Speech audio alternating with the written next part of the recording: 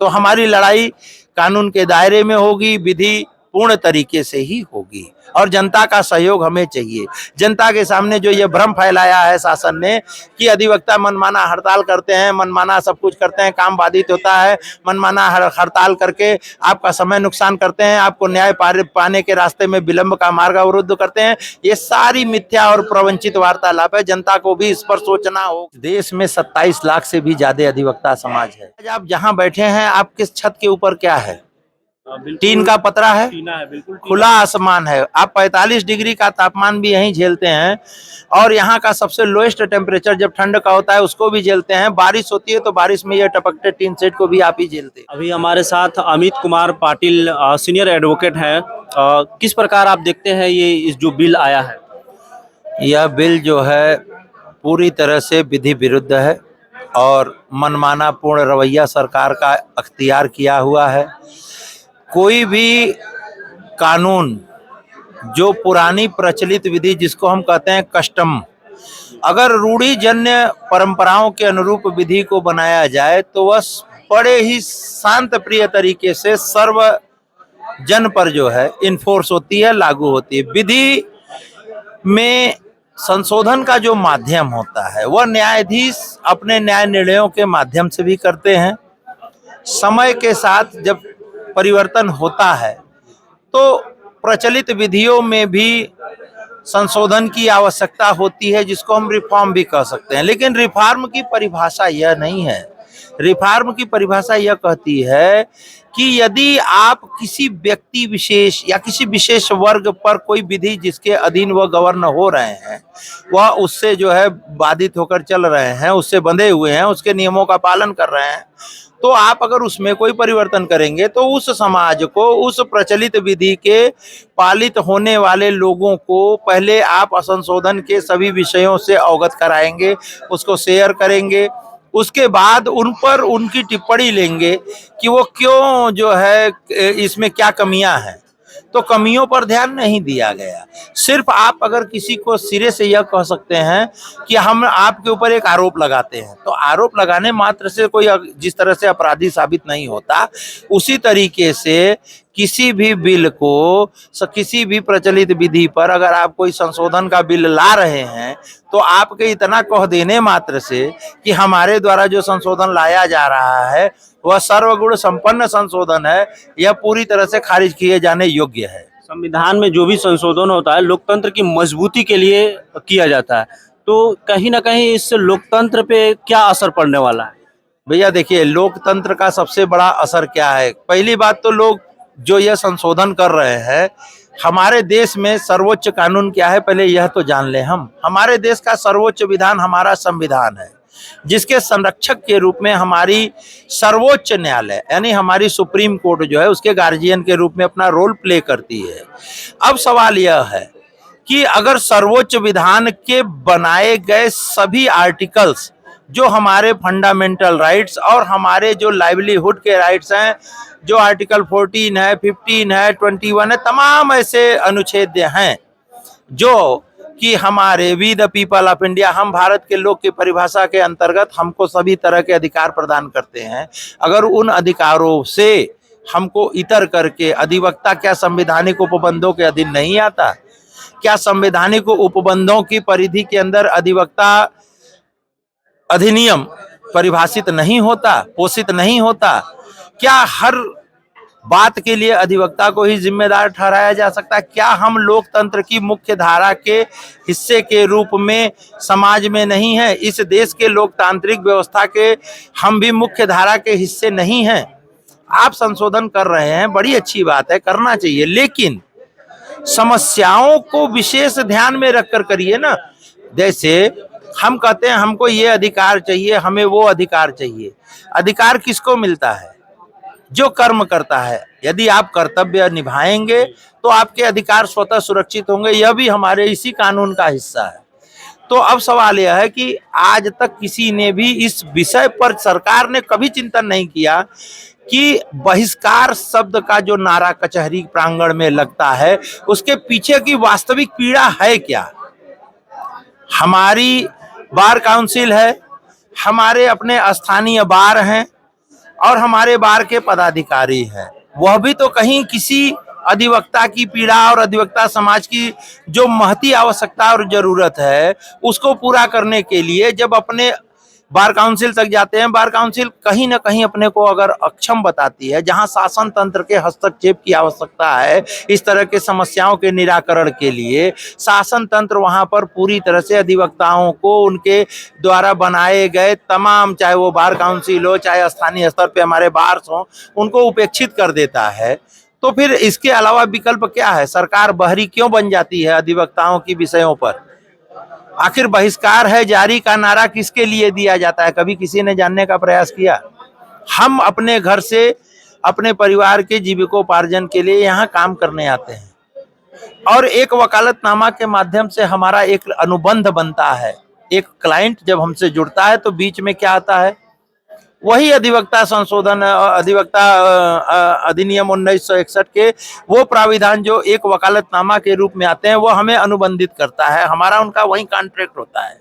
तो जब हम ऑलरेडी वकालतनामा लेकर हम उनका काम करने के लिए अपने को प्रस्तुत करते हैं तो हम उनका अहित कैसे सोच सकते हैं, हम उनका अहित कैसे कर सकते हैं?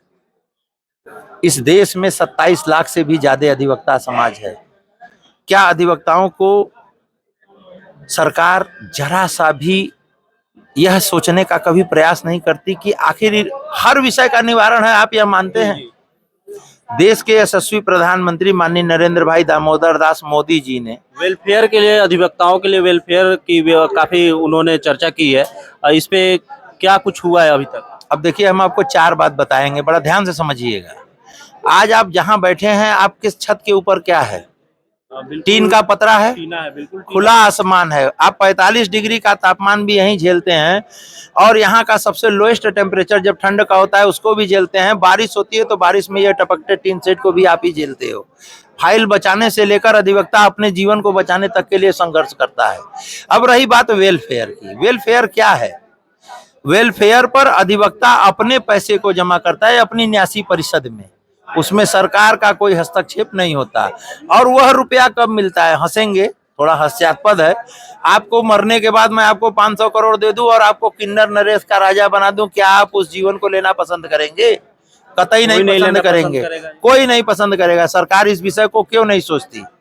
हम कह रहे हैं कि अधिवक्ताओं के लिए जमीनी स्तर पर सरकार कब सोचेगी, कब परिवर्तन करना चाहिए? आप बदलाव करो, बड़ी अच्छी बात है, कानून में रोज बदलाव हो रहे हैं। 2023 में नए नए कानून आ गए, बहुत अच्छी बात है। उसी तरह अधिवक्ताओं के जीवन की समस्याओं को भी परिवर्तित करो। आप सिर्फ यह कह रहे हो कि हड़ताल अप्रासंगिक है, हम हड़ताल करते ही नहीं, हड़ताल हमारा अधिकार नहीं, हम करते ही नहीं। दूसरी चीज, आप जो है कभी यह जानने का प्रयास नहीं करते कि आपने तमाम ऐसी चीजें की, आयुष्मान कार्ड का आपने प्रचलन किया। आज कितने प्रतिशत सीनियर अधिवक्ता हमारे हैं जो कई ऐसी खतरनाक बीमारियों के शिकार हैं? कभी उस पर ध्यान गया? एक अधिवक्ता एक मिनिमम पारितोषिक लेता है, मिनिमम पारितोषिक। वह अधिवक्ता ही होता है जो इस समाज के मुख्य धारा से जुड़े हुए समाज के सबसे निचले वर्ग का भी मुकदमा उसको न्याय दिलाने के लिए लड़ता है। और वो लड़ने के बाद, उस तारीख के बाद अगर वो क्लाइंट यह कह देता है कि वकील साहब आज मैंने अपने बच्चे की फीस जमा कर दी, मैं पैदल आया हूं, मेरे पास 10 रुपया भी नहीं है आपको देने के लिए, तो वही अधिवक्ता अपनी सारी परेशानियों को भूल कर कहता है कोई बात नहीं, तुम परेशान न हो, जब तुम्हारे पास होगा तब तुम देना, हम तुम्हारी मदद करेंगे। तो कहने का मतलब यह है कि अधिवक्ता इतना बड़ा कॉन्फिडेंस अपने अंदर कैसे जगाता है? उसकी वास्तविक पीड़ा तक आप नहीं पहुंच पा रहे हो। आप उसके जीवन को भी तो परिवर्तन के बारे में सोचो। आपको ड्रेस कोड चाहिए, आपको डिसिप्लिन चाहिए, आपको जो है एक्सपीडियस ट्रायल चाहिए, एक्सपीडियस ट्रायल, त्वरित निस्तारण। त्वरित निस्तारण के साथ साथ एविडेंस क्या है, एविडेंटरी वैल्यू क्या है, इन्वेस्टिगेशन रिफॉर्म्स क्या है, पुलिस की स्टोरी क्रिमिनल केसेस में क्या है, सिविल केसेस में डॉक्यूमेंट्री एविडेंसेस क्या कहते हैं, मौका क्या कहता है, ऐसे तमाम चीजों को लेकर ये प्रक्रिया जो है डिले होती है। क्या उसके लिए भी अधिवक्ता रिस्पॉन्सिबल है? माने हमारा आपका एक वकालतनामा से अनुबंध शुरू होता है, उसी क्षण हम आपके कटघरे में खड़े हो जाते हैं और सरकार हमको उस कटघरे में खड़ा कर सीधे दोषी, और वो भी बिना दूसरे की, मतलब कहा गया ना लोकस स्टैंडी, एक कहावत है हमारे कानून में कि दूसरे पक्ष को भी सुनो, तो हमारे पक्ष को तो आप सुन ही नहीं रहे हो, आप सिर्फ मनमाना कानून अपने हिसाब से थोपे जा रहे हो। तो वह कानून जो सिर्फ एक पक्ष को सुनकर लागू किया जाए, क्या वह लागू किए जाने योग्य है? क्या वास्तव में क्या उसका विरोध नाजायज है? क्या आज जो उसका विरोध हो रहा है क्या वह अविधिक है? विरोध भी हो रहा है तो सत्याग्रह की परिभाषा में हो रहा है, विरोध भी हो रहा है तो कानून के मर्यादा में हो रहा है, विरोध भी हो रहा है तो शांतिपूर्ण तरीके से हो रहा है। और आप हमारे पर जो है हाई माननीय उच्च न्यायालय इलाहाबाद लीगल नोटिस भेज रहा है कि आप लोगों ने हलफनामा दिया था कि आप लोग जो है हड़ताल नहीं करेंगे। अरे हमको तो बड़ा आश्चर्य हुआ उस हलफनामा के संदर्भ को ही सुनकर। हड़ताल तो वकीलों ने आज तक कभी किया ही नहीं। इतिहास गवाह है, जब से वकालत में कभी भी अधिवक्ताओं की समस्याएं जो सरकार तंत्र तक पहुंचने का माध्यम बनी तो सिर्फ एक ही शब्द बना, बहिष्कार जारी है। देश की आज़ादी में अधिवक्ताओं का एक अहम रोल है। आपको एक बड़ी मजे की बात बता दें, इस देश की आज़ादी के पहले से लेकर देश की आज़ादी के बाद इस वर्तमान सरकार, केंद्र सरकार में आप उठाकर देख लीजिए कितने प्रतिशत जो भी राजनेता मंत्री बने उनकी डिग्री देख लीजिए, वो सब कहीं ना कहीं मैक्सिमम तादाद में law graduate, LLM, law graduate, LLM, और उसके बाद भी उनको वास्तविक पीड़ा नहीं समझ में आ रही है। तो धरातल पर देखिए, मोदी जी ने कहा था कि न खाऊंगा न खाने दूंगा, मानते हैं इस बात को, लेकिन ये उसका परीक्षण भी नहीं कर पाए। न खाऊंगा हिंदुस्तान के इतिहास का सबसे बड़ा घोटाला इस शासनकाल में हुआ। अगर ये कहा जाए तो कहीं ना कहीं एकदम 100% सही है। पहली चीज जान लीजिए। रही बात हर बात के लिए जिम्मेदार अधिवक्ता, आपको एक क्लू मिल गया। अब आप जो है माननीय उच्च न्यायालय के तरफ से जो है एक प्रयास ये भी कर रहे हैं, पूरे उत्तर प्रदेश में आपने जहां जहां पर भी बहिष्कार जारी है का नारा हुआ, आप कारण बताओ नोटिस मांग रहे हैं कि आपने जो है हड़ताल कह रहे हैं। हम लोगों ने हड़ताल नहीं किया। हड़ताल अगर करना होगा तो अधिवक्ता की सबसे बड़ी अस्त्र क्या है? उसकी कलम। हम तो कलम के सिपाही हैं, हम तो कलम के सिपाही हैं, न्याय की रक्षा करते हैं, न्याय को जिंदा रखने के लिए संघर्ष करते हैं।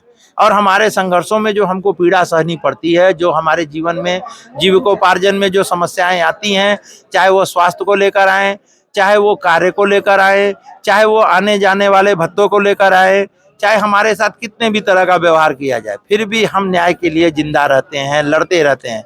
आज तक कितने प्रतिशत अधिवक्ता गुजर गए जिनकी किसी ने कोई खैर नहीं ली। अधिवक्ता जब तक जीवित है उस चमकते सूर्य के समान है जिसकी दुनिया पूजा करती है। आज अगर आप अस्वस्थ हो जाओ तो आपके साथ के 100 अधिवक्ता जो साथ में रोज आपका हालचाल लेते हैं, शायद उनके पास अपने जीविकोपार्जन को चलाने में इतनी व्यवस्था है कि वह अपने उसी साथी को देखने तक नहीं जा पाते ठीक से। मदद की तो बहुत बात छोड़ दीजिए, कुछ हैं जो थोड़ा बहुत सक्षम है, थोड़ी बहुत हेल्प करते हैं, लेकिन जहां पर शासन का कर्तव्य होना चाहिए, जहां से शासन को हम रेवेन्यू देते हैं, शासन हमारे लिए क्या करती है? आज कचहरी इतनी पुरानी है, कितने बिल्डिंग अधिवक्ताओं के लिए बनाए गए हैं, आपको कहीं दिखा?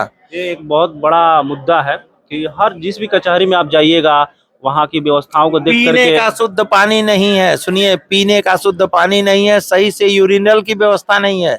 यूटीआई के मैक्सिमम पेशेंट हैं, शुगर के मैक्सिमम पेशेंट है, sugar, BP, UTI, kidney function problem कर रही है, हार्ट प्रॉब्लम फंक्शन कर रही है। एडवोकेट्स की क्या जांच हो रही है? आंखों की रोशनी अपने आप भागते चले जा रही है, स्पेंडेलाइटिस है, न्यूरो साइकेट्रिक प्रॉब्लम, कई ऐसी समस्याओं का अधिवक्ता जूझ रहा है, लेकिन न्याय दिलाने के लिए वो अपने जीविकोपार्जन के लिए संघर्ष कर रहा है, ईमानदारी से कर रहा है, बिना किसी घोटाले के, बिना किसी बेईमानी के, बिना किसी डर भय के, निर्भीक होकर। वो भी उस कलम के सिपाही को आप कह रहे हो कि आप अन्याय कर रहे हो, आप अपराध कर रहे हो, आप हड़ताल कर रहे हो। अधिवक्ताओं ने कभी हड़ताल किया ही नहीं।